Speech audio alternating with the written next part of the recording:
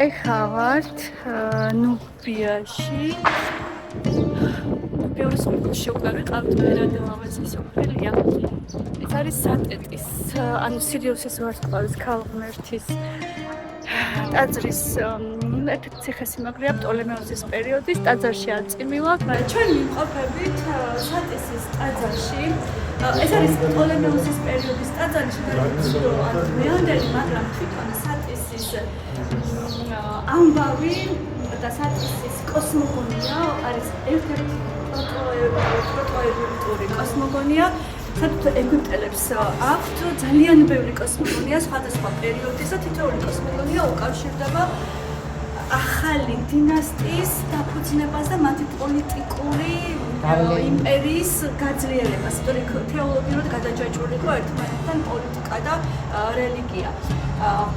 პროტოეგვიპტური კოსმოგონიებიდან გვაქვს ორი კოსმოგონია, მთავარი კოსმოგონია, ერთი რომელიც უკავშირდება პირველ ელემენტის წარმოშობას და ამაზე თვითონ ტაძართან როცა მივალთ, აი საერთოდ იქვისაუბრებს, საიდანაც მოდის აი ეს გამოსახულება ხოჭო, ამავალი მზით ჰეპრის კოსმოგონია და თოთზე ამ იმპერიის პროფილი, მაგრამ მოდი ახლა ვისაუბროთ, ნახეთ, აი ეს არის სოტოსი, ეს არის აი ამუკის ვერფენა ამონია და აი ხნუმის ტრილოგია მოჭრდება ჩვენ, ეს არის ხნუმი და მისი ცოლი სოტისი, მას აქვს ანტილოპას რქები დააკვირდით, ხოლო ხნუმს აქვს აი ცხვრის თავი, რქები და ეხლა ვთქვათ რასთან გვაქვს საქმე. თან მოდი ვიაროთ სხვა გამოსახულებებით ვნახოთ. აი აქაც არის ხნუმი და სოტისი, აი ხნუმი, აი ნახეთ. ეხლა მე მინდა გითხრათ, ეს არის ერთ-ერთი პირველი ეგვიპტური, ანუ პროტოეგვიპტური კოსმოგონიის სამეული, ანუ ტრიადა, ხნუმი, მისი ცოლი სატისი და მათი ქალიშვილი ანუკეტი. უკვე გითხარით, რომ ეგვიპტეში აი განსაკუთრებით იყო ძლიერი ქალების, ძლიერი ქალღმერთების რწმენა, ტრადიცია და შესაბამისად თუ კი ჩვენ სხვა კულტურებში გვაქვს ძეღმერთის ტენდენცია წინ წამოწეული, ეგვიპტეში უფრო გაცილებით მეტი პირმშოობის, როგორც ქალური საწყისის ქალი ასულების მთელი პლიადა გვყავს. ერთ-ერთი არის ანუკეტი, რომელიც ითვლება ხნუმის და სატესის შვილად. ნუ არის ვერსიები, რომ მეორე ცოლი არის, მაგრამ ეს არის ტრიადა, ფიბიული ტრიადა და ხნუმი არის სამყაროს შემოქმედი ღმერთი. აი როგორც მერე უკვე რა ეგაჩნდა, მათ და ატომ რა ეგაჩნდა, მერე ამონ რა გაჩნდა, ხო როგორც ცენტრალური ღმერთი. აი ამფიბიურ კოსმოგონიაში ესეთი ცენტრალური ღმერთი იყო სწორედ ცხვრისთავიანი ხნუმი. ეხლა ხნუმი რითი გამოირჩევა დანარჩენი ღმერთებისაგან? არც ერთი სხვა ღმერთის ნარატივში და იკონოგრაფიულ გამოსახულებაში არ დასტურდება, რომ რომელიმე ღმერთი ქმნდეს ადამიანს. და ხნუმთან დაკავშირებულ იკონოგრაფიაში აქ თუ იქნება მოღწევა არ ვიცი თუ არია არ მგონია ხნუმის იკონოგრაფიაში ჩანს დასგაზე, აი თიხის დასგები რო გვაქვს ჩვენ, ხო? ტექნოლოგიურად დასგაზე ხნუმი როგორ ძერწავს ადამიანს. ანუ ხნუმი არა მარტო სამყაროს შემოქმედი, არამედ ეს არის ერთადერთი ღმერთი საერთოდ ეგვიპტურ მითოლოგიაში, რომელიც ადამიანს ძერწავს. ეხლა მე მინდა მოგიყვეთ თქვენ უშუალოდ სატისის ისტორია, რატო არის მნიშვნელოვანი, მის მთელი ხნუმზე არანაკლები მნიშვნელოვანია, როგორც სამყაროს შემოქმედი ღმერთზე თვითონ სატისის ისტორია. კიდე იცით რაზე გავამახვილოთ ყურადღებას? აი თუ დააკვირდებით თქვენ ევროპულ მითოლოგიებს და სისტემებს, თუნდაც სკანდინავიურს, ხო? ინდოევროპულს, იქ ქალი მეუღლეები, აი ზევსის ცოლი ჰერა, ვთქვათ, იქ სკანდინავიაში ფრიგიდას, ისინი არიან დანამატები თავიანთი მეუღლეების, ხო? აი დიდი ძალაუფლება ფუნქცია, ოჯახის ფაროლები არიან, მაგრამ სხვა რამე მინდა რომ ვთქვათ, განყენებული ყველა სტანდარტულად აქვს ცოლის და ოჯახის ფარველის ფუნქცია, რასაც ირეკლავს ჩვეულებრივად არის დაუღლეთ, მაგრამ ნახეთ რა ხდება ეგვიპტეში ამ ქალღმერთეს აბსოლუტურად განყენებული თავიანთი სამყაროს შემოქმედი მეომრისგან განყენებული ფუნქციები. და ეხლა მოდი ვისაუბროთ სატეთს როგორი ესეთი განყენებული ფუნქცია აქვს. თან ვიაროთ. ესე იგი სატეტი ხნუმის ვინ იყო? ცოლი. ცოლი. კი ბატონო. და ეხლა რა ხდება სატესის შემთხვევაში? სატესი ეგვიპტელი ეგვიპტის ცივილიზაცია მისი აყვავება აი ამ კულტურის დამოკიდებულია ნილოსის ადიდებაზე. დაახლოებით ეს იცვლებოდა ეპოქის მიხედვით და ასტროლოგიურად ეს თარიღი ეგვიპტური კალენდრის მიხედვით ახალი წელი იწყება სირიუსის ვარსკვლავის გამოჩენისას. რატომ? იმიტომ რომ სწორედ ამ დროს სირიუსის ვარსკვლავის გამოჩენისას იწყებს მოქცევას ნილოს. მოქცევა ნიშნავს, რომ ეს ნილოსი ტბორავს ეგვიპტის მიწა-წყალს და მერე უკვე როცა მიქცევა იწყება ტოვებს შლამს და აი ამ შლამზე ხდებოდა მთელი მოსავლის მოყვანა, ნაყოფიერ და ამაზე ყვაოდა ეგვიპტე, ამითი ყვაოდა თქვენ იცით ახლა რომ ლოგიკის კანონია ამ კულტურის ხო ცივილიზაციის, როდესაც ის თავს მიქნეს რა ხდება არ ვიცი. ინტუიციურად. ნუბიელი. ხო, და ნახეთ დიდი ცივილიზაციები ყველა დგას რომელიღაც მდინარეს მოტანილ შლამზე და რა თუ თქვა შლამზე არა, შლამზე თქვა დრენაჟის სისტემა იყო და ირიგაციის სისტემა გამოიგონეს, ხო? ამ შემთხვევაში აქ ნილოზე დგას ხო ეგვიპტის ცივილიზაცია და ეხლა ეს პირდაპირ სატეტთან არის დაკავშირებული. სატეტი ითვლება არის სირიუსის ვარსკვლავის ქალღმერთი. სირიუსის დღეს არის ახალი წელი, ოღონდ აღმოსავლური კალენდრის მიხედვით და ამიტომაც გადავწყვეტთ, რომ დღეს აღვნიშნა ჩაგვეტარებინა სატესის მედიტაცია. შემოტრიალდეთ ახლა პაკეტაც. ეხლა რაც გვიყვება ეს მითი. რომ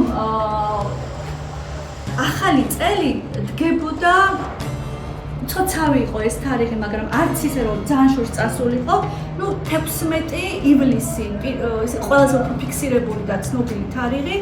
და თვითონ სირიუსის ვარსკვლავი არის ისეთივე მნიშვნელოვანი ასტროლოგიური სხეული, როგორც მზე, მთვარე, ძალიან განსაკუთრებით ეგვიპტელებისთვის ეს იყო ყველაფერი, იმიტომ რომ ეხლა ცივილიზაცია ამაზე იყო პირდაპირ მიღებული. და ნახეთ სატის როგორც ქალღმერთს რამოდენად ფუნქცია ქონდა მინიჭებული, რომ ის იყო ამის მომყვანი, აი ამ ვარსკვლავის ამაღორწინებელი. ეხლა ნახეთ მე რა ხდება, როცა აქტუალობას კარგავს ფიბიული კოსმოგონია და შემოდის ახალი ქალღმერთების კულტები და მთავარი იყო უკვე ისიდას, ანუ ისისის კულტი, ისისი ითავსებს სატისის ფუნქციებს. და მთელი ნარატივს რაც სატისი უნდა იყოს, უკვე შემოდის ისისი. და ამით მოგიყვებით მოკლედ, იმიტომ რომ ჩვენ ამას მე მედიტაციის დროს გავაცოცხლეთ ამ რიტუალს. იმისათვის, როცა მოდის უახლოვდება ეს თარიღი, ნილოსის მოქცევის თარიღი, ამას იწვევს სატის ისისის ცრემლი. ცაზე გადმოაგდებს ერთ ცრემლს ისისი სატისი და აი ამ ეს ცრემლი გადაიქცევა სწორედ აი ამ სირიუსის ვარსკვლავად. მე ითვლება რომ ეს ცრემლი ვარდება ნილოსში, ისისოტისის ცრემლი ვარდება ნილოსში და ეს ცრემლი იწვევს უკვე ნილოსის ადიდებას. გამიგეთ? აი პირდაპირ მიბმული აი ამ ქალღმერთების ტრანსცენდენციაზე ეს ყველაფერი. და თვითონ სატესი, ახლა მოდი ესეც ვთქვათ, ეს არის ქალღმერთი, 4,000-იანი ქალღმერთი. მე ჯერ ეს 4,000 აქ ჯერჯერობით ვერ მიყოლდა, როგორც კი მიყოლ გაჩვენებ. 4,000-ის და შვილდისრიანი ქალღმერთი არის. ერთსა და იმავე დროს ომის, დაცვის, ენერგეტიკული დაცვის, ფარაონების დაცვის ქალღმერთია, დამცველი ქალღმერთია. და მეორეს მხრივ მისი პირველადი ფუნქცია არის ნილოსის წყლით კურთხება. ჩვენ დღეს მივიკურებთ ნილოსის წყალს, რაც აუცილებლად რიტუალურად ეს იქნება სატესისგან წამოსული კურთხეული წყალი. 4,000 რატო უჭირავს, ხო? იმიტომ რომ ეგვიპტეში წინაზეც გითხარით, ჯედისზე რო ვაპარაკობ, ხერხემალზე იქაც ხო 4 ხაზია, ხო? დამჭერი აი ამ ხერხემლის კოსმოსის. აქაც 400 უჭირავს ხელში, როგორც სრულყოფილების სიმბოლო. და აი ეს თითოეული თასი აქვს თავისი ფუნქცია. აქ ვიდექით ამ ფუნქციებსაც ერთი არის წმენდა, ენერგეტიკული წმენდა აი ამ ერთი თასით, რასაც ეხლა ვამბობ ამ ფუნქციებში, ამას მედიტაციაზე გავავლენთ. ერთი თასი არის აი ეს წმენდა, ენერგეტიკული წმენდა, მეორე არის აუცილებლად სიუხვე და ბარაქის მოტანა აი ამ ნილოსის ნილოსის ცივილიზაციის და პირდაპირ არის დაცვის ფუნქცია და კიდევ რაც მოულოდნელი იყო ყველაზე მეტად, აქ არის ერთ-ერთი მისი ფუნქცია სატეპიზა თასთან დაკავშირებით, წინაპართა საგვარეულო ხაზების კურნება. ფარაონები სატეთს შეთხოვდნენ, რომ მათი მთელი წინაპრები, ფარაონების სულები ყოფილიყო განწმენდილი და განკურნებული. ამიტომ მე ხშირად სატეთის რიტუალს, ანუ მის ენერგიას, არქეტიპულ ენერგიას ვთავ ხოლმე საგვარეულო ხაზების კურნებაში. თუ კი ამას ფარაონები აკეთებდნენ, რა თქმა უნდა, ჩვენ ეს შეგვიძლია თავისუფლად გავაკეთოთ, ხო? და კიდევ ერთი ინსტრუმენტი, რომელიც სატეთს აქვს, ეს არის მშვილდისარი, ოქროს მშვილდისარი, რომლითაც ის იცავდა ფარაონებს, იმიტომ ეს ხა მაღალი კასტის ქალღმერთია, მათი მსახურება პირველ რიგში და ის ფარაონებს თავისი მშვილდისრით იცავდა ყოველგვარი ალთვალისგან, დრევისგან, დემონებისგან, მაგიისგან პირველ რიგში, რომ ეგვიპტელებს ყველაზე მაგიის ეშინოდათ, ყველა ფლობდა მაგიის ეგვიპტეში. და ეს მშვილდისარი იყო დამცველი აი ამ მაგიისგან და ჩვენს შეგვიძლია აი ეს სიმბოლო, ძალიან ძლიერი ეგვიპტური სიმბოლო, სატისის მშვილდოსანი ჩავთვალთ ჩვენს მედიტაციებში, როგორც დამცველი სიმბოლო, რაღაცა ნეგატიური ბნელი ალთვალისაგან. აი ეს არის ძირითადად რაც ვიცით სატეთის შესახებ ნარატიულად და მითოლოგიურად. ნანიჩენი ხა გადავზართ რაიმე სიმბოლო იქნება კონკრეტული, ამაზე ვისაუბროთ. ეხლა ვართ სატისის ტაძრის შემოგარენში, უკიდურეს ნაწილში და ვემზადებით მედიტაციისთვის, სატეთის მედიტაციისთვის. ეს არის 4 რიტუალური თასის მედიტაცია და რა თქმა უნდა ეს ტარდება ნილოსის სანაპიროსთან, იმიტომ რომ ეს ეძღვნება სირიუსის ვარსკვლავის გამოჩენას, ნილოსის პირველ მოქცევას, ანუ ადიდებას და აი ჩვენ მოვძებნეთ აი ეს ადგილი ნილოსთან ახლოს. მედიტაციას მე გავთიშავ, იმიტომ რომ მე არცერთ მედიტაციას საჯაროდ არ ვატარებ, მაგრამ უკვე ბოლო ნაწილს, წყლით კურთხევის, ნილოსის წყლით კურთხევის ნაწილს გაჩვენებთ. ეხლა ჩავდივართ მონიშნულია ზუსტად ის შრეები და ამიტომ საზღვრავე ნილოსი რამდენად დიდდება. აი მოდი აჩვენე ახლა აი ესეთი ადგილები, სულ მონიშნულია და ეს არის წყლის დონის მანიშნებები და ამის მიხედვით იციან სანამდე დიდდება ნილოსი. პირველი ადგილი ეს არის ის რიტუალური ადგილი, სადაც ნილოსი ყველაზე სუფთა მებოთი გავარსე ეს წყალი და ეს არის საოცარი კამკამა წყალი, რომელსაც სვამენ ახლაც ეგვიპტეში.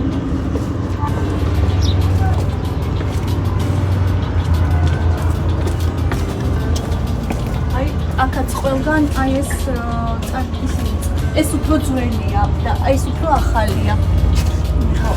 ეს ძველი მონიშნულები არის, თუმცა ისაზღვრება ნილოსის წყლის დონე.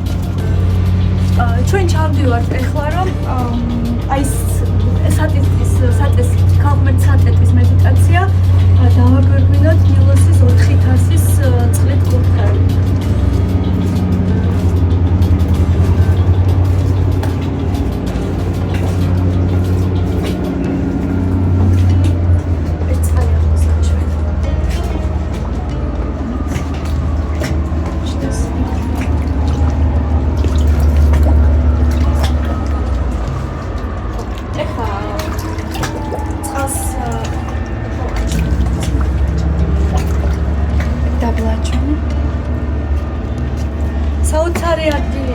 საოცარი ენერგია,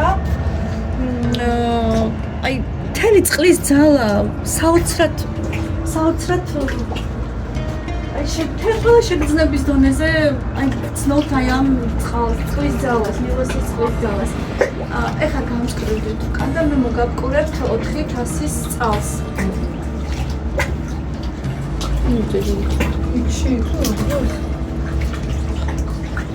ეს არის პირველი თასის კურთხევა. სიუხვე ნაყოფიერება ვარაკა სოტისის პირველი თასიდან.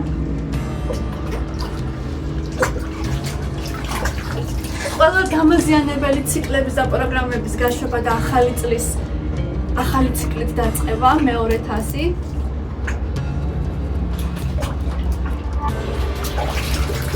ენერგეტიკული წმენდა, ჰილინგი, ჯანმრთელობა მეოთხე თასი და მესამე თასი და მეოთხე თასი საგვარეულო ხაზების კურნება.